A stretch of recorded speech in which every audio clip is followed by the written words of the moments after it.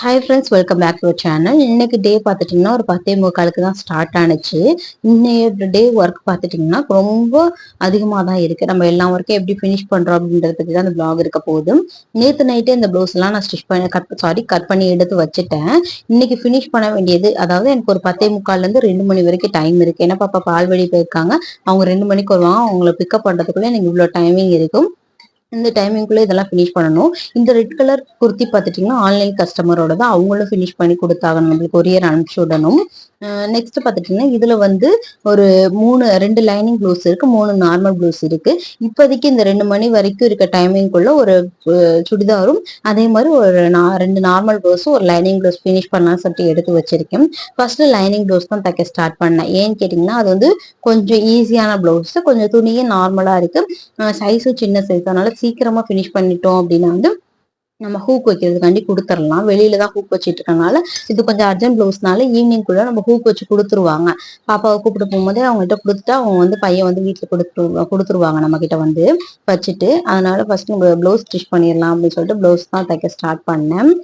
Next பார்த்துட்டிங்கன்னா வந்து அந்த ஒரு லைனிங் ப்ளவுஸை ஃபினிஷ் பண்ணதுக்கு அப்புறம் வந்து 2 நார்மல் ப்ளவுஸ் தான் ஸ்டிச் பண்ண ஸ்டார்ட் பண்ணேன். இந்த ஒரு நார்மல் ப்ளவுஸ் ஸ்டிச் பண்ணதுக்கு அப்புறம் பார்த்தீங்கன்னா 2 நார்மல் ப்ளவுஸ் வந்து ஸ்டிச் பண்ண வேண்டியது இருந்துச்சு. ஆல்ரெடி எடுத்து வச்சிருந்தேன், பட் அதுக்கு நூல் இல்லாதனால இது கொஞ்சம் அர்ஜென்ட் ப்ளவுஸ் தான். இது கொஞ்சம் நூல் இல்லாதனால ஹஸ்பண்டை சொல்லி விட்டுருந்தேன், இந்த கலர் கிடைச்சிச்சுன்னா கண்டிப்பா வாங்கிட்டு வாங்க அப்படின்னு சொல்லிட்டு. அதனால ஹஸ்பண்ட் வந்து இடையில வாங்கிட்டு வந்து கொடுத்தனால வந்து சரி அதையும் ஸ்டிச் பண்ணி எடுத்து வச்சிடலாம் சொல்லிட்டு கொஞ்சம் பிளானை வந்து சேஞ்ச் பண்ணிட்டேன்.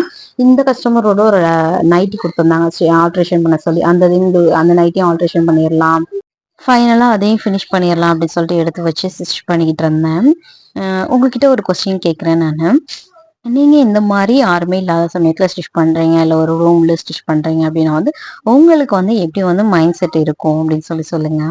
எனக்கு வந்து இவ்வளவு நாள் வந்து பாப்பா தம்பி எல்லாம் கூட இருந்துகிட்டு ஸ்டிச் பண்ணிக்கிட்டு அந்த மாதிரி இருந்து அந்த என்வரான்மெண்ட்ல இருந்து இப்ப பாஸ்ட் 1 மந்த்தா வந்து இந்த மாதிரி மாறுறப்ப ரொம்ப அடாப்ட் பண்ணிக்கிறது கொஞ்சம் கஷ்டமா இருந்துச்சு. அதை மாத்திக்கிறதுக்கு என்ன பண்ணுவேன் அப்படின்னா வந்து செல்ஃப் மோட்டிவேஷன் வீடியோஸ் ஏதாவது இருந்துச்சு, யூடியூப்ல அதிகமா இருக்கும், அந்த மாதிரி மோட்டிவேஷன்ஸ் வீடியோ, இல்லை எனக்கு பிடிச்ச மூவி வந்து டப்பிங் பண்ணுவாங்க பார்த்தீங்களா, கதை சொல்லுவாங்க பார்த்தீங்களா, மிஸ்டர் தமிழன் அந்த மாதிரி சேனல், அதெல்லாம் கொஞ்சம் என்டர்டைன்மெண்ட்காண்டி பார்த்துக்கிட்டே நான் வந்து ப்ளவுஸ் ஸ்டிச் பண்ணிக்கிட்டே இருப்பேன். இல்லை அப்படி இல்லைன்னா வந்து எனக்கு கொஞ்சம் ஓவர் திங்கிங் ஆயிரும் மைண்ட் ஃபுல்லா. அதனால வந்து இந்த மாதிரி மைண்டை டைவர்ட் பண்ணிக்கிட்டே இருப்பேன். நெக்ஸ்ட் பார்த்தீங்கன்னா அந்த ப்ளவுஸ் எல்லாம் ஸ்டிச் பண்ணி முடிச்சதுக்கு அப்புறம் இந்த ஆன்லைன் கஸ்டமரோட டாப் தான் ஸ்டிச் பண்ணிக்கிட்டு இருந்தேன். இந்த கஸ்டமர் வந்து நம்மளோட ரெகுலர் கஸ்டமர். இது வரைக்கும் எனக்கு நான் ஒரு 4 டைம் நம்ம கிட்ட ஸ்டிச் பண்ணியிருக்காங்க.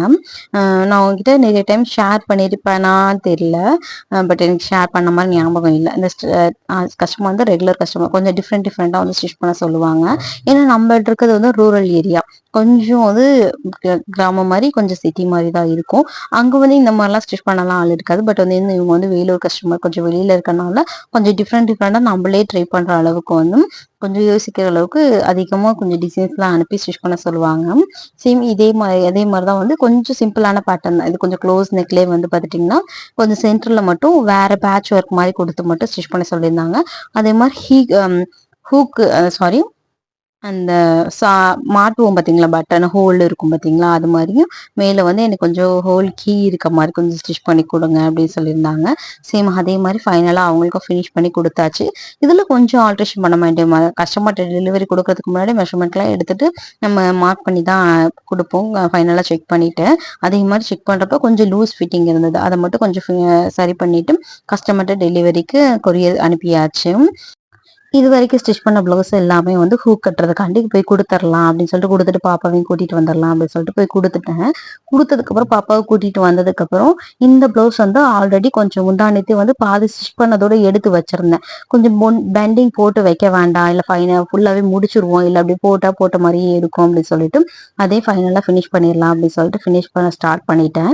இதுக்கடையில கஸ்டமர்ஸ் வந்து ப்ளவுஸ் கொடுத்துக்கிட்டு இருந்தாங்க, ஸ்டிச் பண்ண சொல்லி கஸ்டமர்ஸும் வந்துகிட்டு இருந்தாங்க. அதையும் ஆர்டர்ஸையும் கன்ஃபார்ம் பண்ணிக்கிட்டு ஆர்டர்ஸையும் எடுத்துக்கிட்டு கொஞ்சம் வேலை அதிகமாக தான் இருந்தது. அதையும் இடையில இதே பார்த்துட்டு பாப்பாவும் வந்தனால பாப்பாவையும் கொஞ்சம் பார்த்துக்கிட்டு இருந்தேன். கொஞ்சம் இடையில ரீஃப்ரெஷ் ஆகிட்டு கொஞ்சம் பாப்பாவுக்கு தேவையானதெல்லாம் செஞ்சு முடிச்சிட்டதுக்கு அப்புறம் தான் மிஷின்லேயே வந்து உட்காந்தோம். இந்த ப்ளவுஸ்ல பார்த்துட்டீங்கன்னா, ஸ்லீவ் ஸ்டிச் பண்ண தான் கொஞ்சம் சிரமமா இருந்துச்சு. ஏன்னா ஸ்டோன் ஒர்க் மாரி கொஞ்சம் அதிகமா இருந்துச்சு. நீடில வந்து அடிக்கடி உடைஞ்சுக்கிட்டே இருந்தது. அதெல்லாம் கொஞ்சம் பார்த்துட்டு ஸ்டிச் பண்ணவே ரொம்பவே டைம் ஆயிடுச்சு. அதுக்கப்புறம் அந்த அளவுக்கு தான் ப்ளவுஸ் ஸ்டிச் பண்ணேன். அதுக்கப்புறம் ப்ளவுஸ் ஸ்டிச் பண்ணல. அன்னியோட ப்ளவுஸ் ஸ்டிச் பண்ணது எல்லாமே சேர்த்து நான் பின்னாடி வந்து எவ்வளோக்கு ஸ்டிச் பண்ணேன் அப்படின்னு சொல்லிட்டு உங்களுக்கு நான் சொல்றேன். இந்த ப்ளவுஸ் ஒரு லைனிங் ப்ளவுஸ் தான். இது வந்து இந்த ப்ளவுஸ் எனக்கு ரொம்பவே பிடிச்சிருந்தது. ஏன்னா குட்டி குட்டி ரோஸ் வந்து சூப்பரா இருந்தது. அந்த ப்ளவுஸுக்கும் சாரீக்கும் சூப்பரா இருந்தது. ஃபைனலா இந்த ப்ளவுஸையும் ஸ்டிச் பண்ணிட்டு அந்த சாரியை ஓர அடிச்சுட்டு எல்லாத்தையும் எடுத்து வச்சுட்டேன். இவங்களுக்கு வந்து நெக்ல வந்து பீஸ் லைன் கிராஸ் பீஸ் இருக்குல்ல, அது மாதிரி கொடுத்து எனக்கு ஸ்டிச் பண்ணி கொடுங்க அப்படின்னு சொல்லியிருந்தாங்க. ஃபைனலா அதே மாதிரி தான் அவங்களுக்கு நம்ம ஸ்டிச் பண்ணி கொடுத்துருந்தோம்.